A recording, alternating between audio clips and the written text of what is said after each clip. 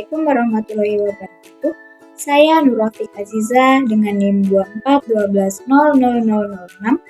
dari kelompok 2 dan 3 teman saya Divya Silvi, Nakia Amalia, dan Ilwan Erwanto.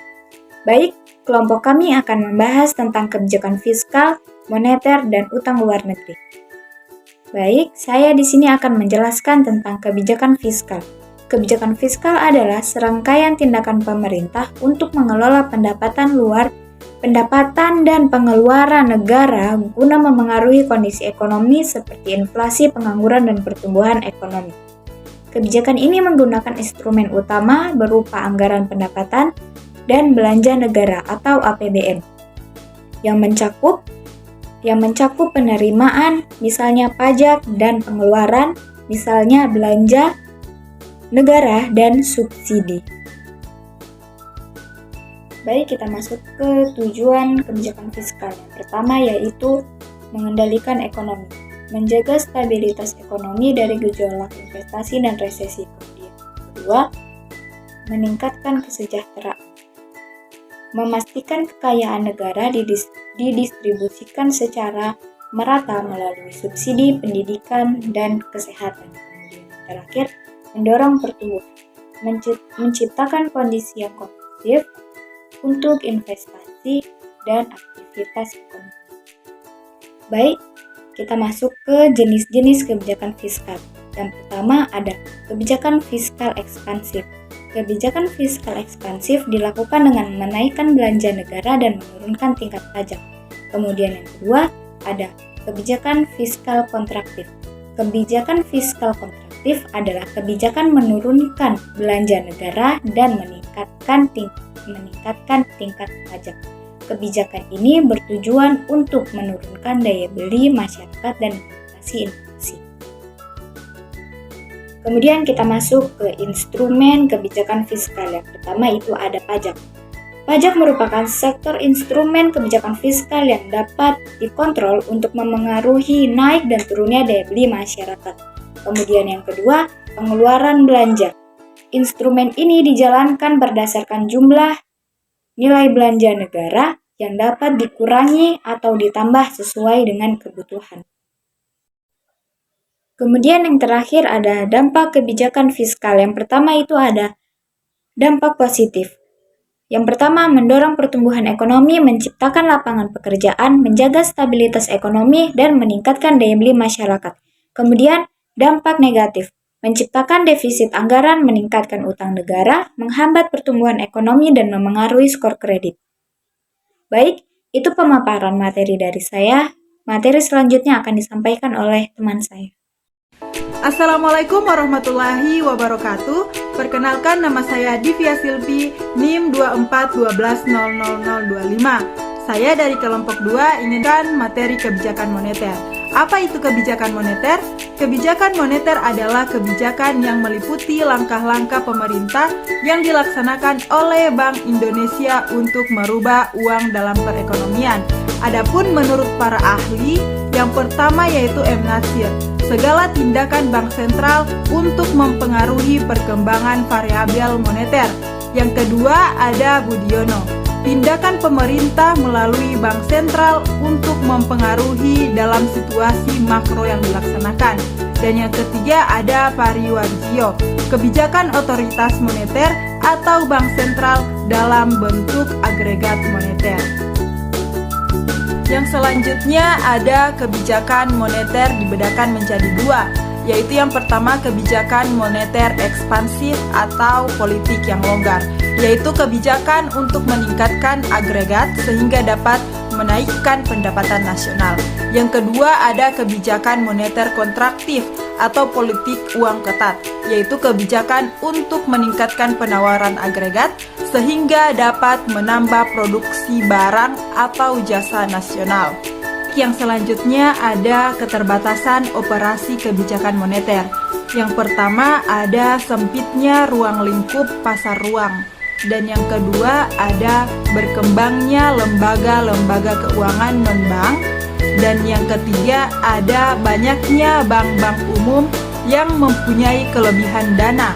Dan yang keempat, yaitu banyaknya bank-bank asing yang mendapatkan kemudahan serta prioritas.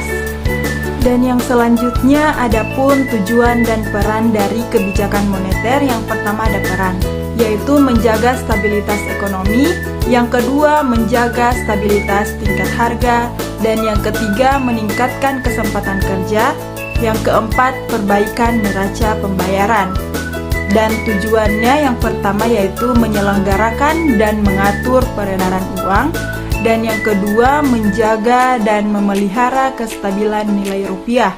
Yang ketiga memperluas dan mengatur pembayaran uang giral, dan yang keempat mencegah terjadinya inflasi.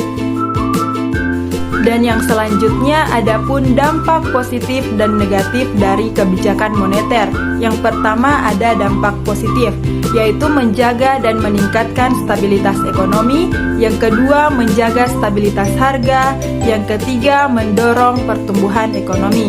Dan adapun dampak negatif, yang pertama yaitu menimbulkan ketidakpastian pasar keuangan global, dan yang kedua meningkatkan tekanan nilai tukar di berbagai negara. Bismillahirrahmanirrahim. Perkenalkan, nama saya Naki Amalia dengan NIM 24120022. Di sini saya akan membacakan materi kebijakan moneter dan utang luar negeri. Kebijakan moneter adalah langkah-langkah yang dilakukan oleh Bank Indonesia untuk mengatur jumlah uang beredar dan suku bunga agar ekonomi tetap stabil. Tujuannya supaya inflasi terkendali, nilai rupiah stabil, dan pertumbuhan ekonomi tetap berjalan. Utang luar negeri. Utang luar negeri adalah pinjaman yang diterima oleh pemerintah atau swasta dari negara lain, lembaga internasional, atau investor asing untuk membiayai pembangunan. Kenapa negeri berutang? Karena pertama membiayai proyek besar seperti jalan, jembatan, dan sekolah. Kedua, menutup kekurangan anggaran. Tiga, mendukung pertumbuhan ekonomi ketika dana dalam negara kurang. Risiko utang luar negeri harus dibayar dengan bunga. Jika terlalu besar, bisa membebani anggaran. Bisa membuat ekonomi rentan jika nilai rupiah melemah. Hubungan kebijakan moneter dan utang luar negeri, keduanya saling terkait.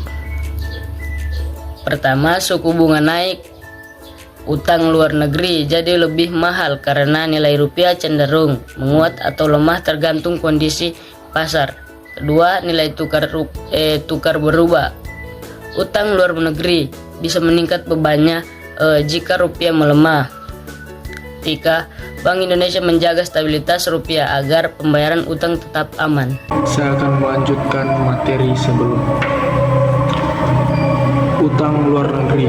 Utang luar negeri adalah kewajiban finansial suatu negara kepada negara luar negeri, baik berupa pinjaman pemerintah, swasta, maupun lembaga internasional. Utang ini digunakan untuk pembiayaan pembangunan stabilitas ekonomi dan kebutuhan finansial. Lanjut ke tujuan utang luar negeri. Tujuan utang luar negeri yang mana tujuan itu untuk membiayai pembangunan nasional, menutup defisit anggaran, menstabilkan perekonomian, mendukung program prioritas negara seperti infrastruktur, kesehatan, dan pendidikan. Masuk pada jenis-jenis utang luar negeri. Jenis-jenis utang luar negeri yang pertama yaitu utang bilateral. Utang bilateral adalah pinjaman suatu negara ke negara lain, dan yang kedua yaitu pinjaman multilateral. Pinjaman multilateral adalah pinjaman dari suatu lembaga seperti IMF, Bank Negara, dan ADB. Dan yang ketiga yaitu pinjaman komersial. Pinjaman komersial adalah pinjaman dari bank dan pasar atau pasar finansial internasional. Lanjut ke dampak utang luar negeri. Dampak positifnya adalah membantu pembangunan stabilitas ekonomi makro, membantu sektor strategis. Dampak negatifnya terbagi menjadi 3. Yang pertama, ketergantungan terhadap kredit, dan yang kedua, meningkatkan pembayaran bunga, dan yang ketiga, krisis ketika tidak dikelola dengan baik.